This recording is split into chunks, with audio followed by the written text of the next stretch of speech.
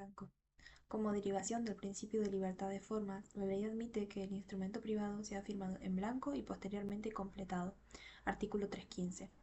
El firmante que dio instrucciones de que no se cumplieron por regla general de protección de la buena fe puede impugnar el contenido de este mediante cualquier medio de prueba, salvo testimonial, si no existe principio de evidencia por escrito.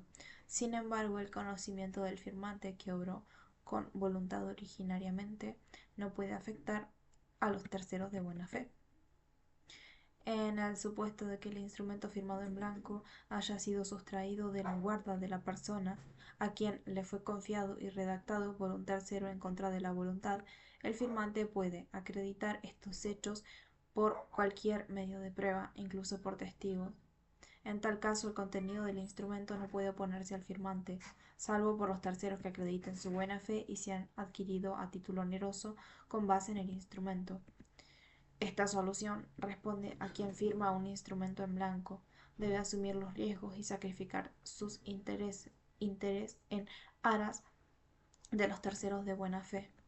Efecto entre partes y frente a terceros. Los instrumentos privados reconocidos son plenamente eficaces entre las partes y los sucesores universales desde la fecha que el instrumento contiene, pero los fines de su oponibilidad frente a terceros es necesaria la adquisición de una fecha cierta. En este sentido, el artículo 317 del Código Civil y Comercial dispone: fecha cierta. La eficacia probatoria de los instrumentos privados reconocidos se extiende a los terceros desde su fecha cierta. Adquieren fecha cierta desde el día en que acontece un hecho que resulta como consecuencia ineludible que el documento ya estaba firmado o no pudo ser firmado después. La prueba puede producirse por cualquier medio y debe ser apreciada rigurosamente por el juez. A modo de ejemplo, decimos que un instrumento privado obtiene una fecha cierta cuando es exhibido como un juicio o cualquier participación pública, con el archivo correspondiente, con la certificación de las firmas por escribano y con el sello de la fecha supuesto por una repartición pública, entre otros supuestos. Valor probatorio. El artículo 319 del Código Civil y Comercial prevé valor probatorio. El valor probatorio de los instrumentos particulares debe ser apreciado por el juez ponderado, entre otras pautas: la congruencia entre lo sucedido y lo narrado, la precisión y claridad técnica del texto, los usos y prácticas del tráfico, las relaciones precedentes y la confiabilidad de los soportes utilizados y de los procedimientos técnicos que se apliquen. Para que un instrumento privado tenga autenticidad, debe reconocerse su firma por los otorgantes. Los instrumentos privados se diferencian de los públicos porque no se prueban per se, es decir, a sí mismos. Ahora bien, con la firma reconocida por el autor, el instrumento privado adquiere la fuerza probatoria entre las partes, asemejando la misma al instrumento público.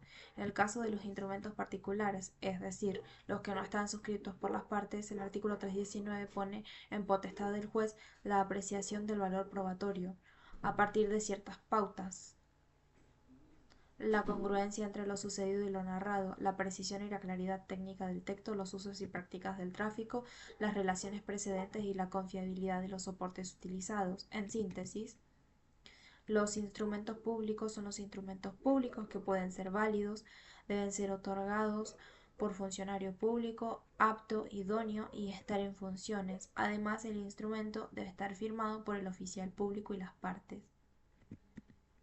Asimismo, los instrumentos públicos también se puede ver a los instrumentos particulares no firmados, que son los que no están suscriptos por las partes, por lo que el juez los apreciará teniendo en cuenta ciertas pautas como la congruencia, usos, prácticas del tráfico, confiabilidad, etc. Y después los firmados se denominan instrumentos privados. Los instrumentos privados firmados y reconocidos por los otorgantes son plenamente eficaces entre las partes y sus sucesores universales, y una vez que adquieren fecha cierta son oponibles a terceros.